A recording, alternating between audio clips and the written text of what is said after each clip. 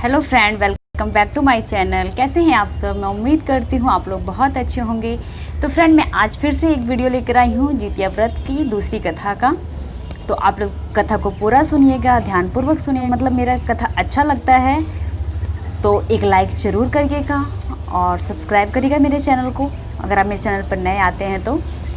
और कमेंट में जय माता दी ज़रूर लिखिएगा। तो चलिए कथा को शुरू करते हैं। तो ये कथा है चील्हो और सियारों की, जो कि आप लोग जानते होंगे। तो नर्मदा नदी के किनारे पे एक पंचवटी नाम का शहर गांव जो भी था, तो वहाँ पर एक राजा रहते थे। तो उसी गांव में एक विशाल पाकर का पेड़ था। पाकर का जो पेड़ होता है बर पीपल के जैसा ही होता है पेड़, बरगद जैसा। तो उसके नीचे में रहती, उसके ऊपर जो पाकर का पेड़ था उसके ऊपर रहती थी चील, और जिसे चील्हो भी बोलते हैं। और जो उसका खोदड़ होता है पेड़ का, खोखला होता है, काफ़ी विशाल पेड़ था तो काफ़ी बड़ा खोखला था, उसके अंदर रहता था सियार। तो जो चील और सियारिन जो थी वो दोनों बहुत अच्छी दोस्त थी। तो एक बार जितिया का व्रत आया तो दोनों व्रत रखी, चील्हो भी व्रत रखी और सियारिन भी व्रत रखी। फिर जो दोनों फ्रेंड थी, दोनों दोस्त थी चील्हो और सियारिन, तो दोनों जितवाहन महाराज का व्रत रखी निर्जला।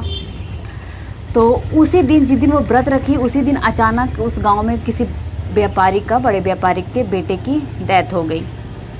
तो रात का टाइम था, शाम का टाइम।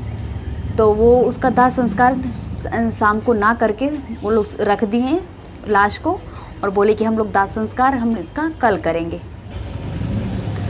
तो ये सब चीज़ें देखकर मतलब उसकी लाश वहीं पर रख दिया गया। और काफ़ी रात हो गई, बिजली कड़कने लगी, बरसात होने लगी।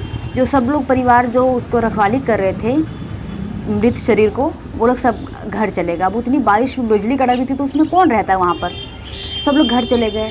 अब सियारिन को मौका देखकर उसे देखी लाश को, और उसको लगी हुई थी भूख, काफ़ी रात हो गई थी तो उसको लग गई भूख। वो दाव देखकर अपना रात में उस लाश को खा ली। तो उसका व्रत तो उस दिन टूट गया। और चील अपना संयम रख के अगले दिन व्रत का पारण करी अच्छे से, जैसे विधि विधान से करते हैं पारण। फिर अगले जन्म में जो दोनों चील्हो और सियारिन दोस्त थी, वो दोनों एक ब्राह्मण के घर में जन्म ली और दोनों बहन के रूप में जन्म ली। एक ही घर में, मतलब कि दोनों का जन्म हुआ। तो जो चील थी वो बड़ी बहन बनी और सियारिन थी वो छोटी बहन बनी। तो चील का नाम शीलमती रखा गया और उसकी शादी बुद्धिमती नाम के राजा से कर दी गई। और जो सियारन थी वो छोटी बहन के रूप में जन्म ली, उसका नाम कपरावती रखा गया। तो छोटी बहन की शादी उस नगर के किसी राजा मलयकेतु नाम के राजा से हुई। तो दोनों बहन अपना सुखी संपत्ति रहने लग गई।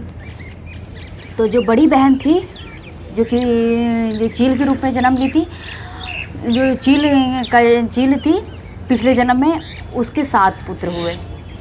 और जो सियारन थी, उसके जितने भी पुत्र होते थे सारे के सारे मर जाते थे। तो ये सब देखकर मतलब कि सियारन को मतलब हुआ नहीं कि उसकी बहन के बच्चे कैसे जी रहे और मेरे बच्चे कैसे मर रहे। तो उसके मन में ईर्ष्या की भावना जैसे आई, तो वो जो सियारन के चील के बच्चे थे वो राजा के घर में काम करते थे। तो राजा के घर में काम करते थे, जो कि सियारन के जो पति था वो राजा था, तो उसके घर में चील के बच्चे सारे काम करते थे, बेटे जो 7 हुए। तो वो झूठा नाम, कोई गलत उस चीज़ में फंसाकर बोली कि राजा आप इनके 7 बेटों को दंड दीजिए और इसका सर धड़ से अलग करवा दीजिए। तो भाई राजा और रानी की तो बात मानी जाती है। तो राजा ऐसा ही किया, सारे 7 बच्चों का नाम गला काट कर और एक उसका घड़े में हर 7 घड़े में खून उसका डालकर और उसको लाल कपड़े से ढक के उसकी माँ के घर पे भेज दिया। अब सियारन तो यहाँ पे खुश हो रही थी कि उसकी बहन, मतलब कि मैं तो उसके भी 7 बेटों को मैं मरवा दी, तो मेरे बराबर मेरे जैसी हो गई, वो भी ना उसके बच्चे ना मेरे बच्चे। तो जो जितवाहन महाराज थे वो पिछले जन्म का जो पुण्य की थी, पिछले जन्म जो अपने बच्चे के लिए जो व्रत रखी थी, चील अपने व्रत को पूरा करी थी चीलो, उसका वरदान मतलब उससे खुश होकर वो सातों बेटों को वो जिंदा कर दिए और जिंदा करके उसके घर भेज दिए। तब उसकी माँ को तो कुछ नहीं पता, सियारन को कुछ नहीं, चील को तो कुछ पता ही नहीं कि हाँ मेरे बच्चे को क्या हुआ। तो बच्चे सातों के सातों जिंदा पहुँचे। अब इधर जो सियारन थी वो परेशान हो रही थी कि मेरी बहन के घर से खबर आएगा रोने पीटने का और बुलाएंगे, बोलेंगे, खबर भिजवाएगी कि मेरे सारे बच्चे ख़त्म हो गए। लेकिन जब 1 घंटा बीत गया, 2 घंटा बीत गया, उसकी बहन का कोई खबर नहीं आया। तो वो खुद ही उसके बहन के घर पे गई, अपनी बड़ी बहन के घर पे गई। तो बोली, वो देखी कि सातों बेटे उसके सही सलामत खेल रहे थे, अपना काम धंधा जो होता है वो कर रहे थे। तो बोलिए जितवाहन महाराज की जय, क्योंकि जो जितवाहन महाराज होते हैं सबके बच्चों की रक्षा करते हैं।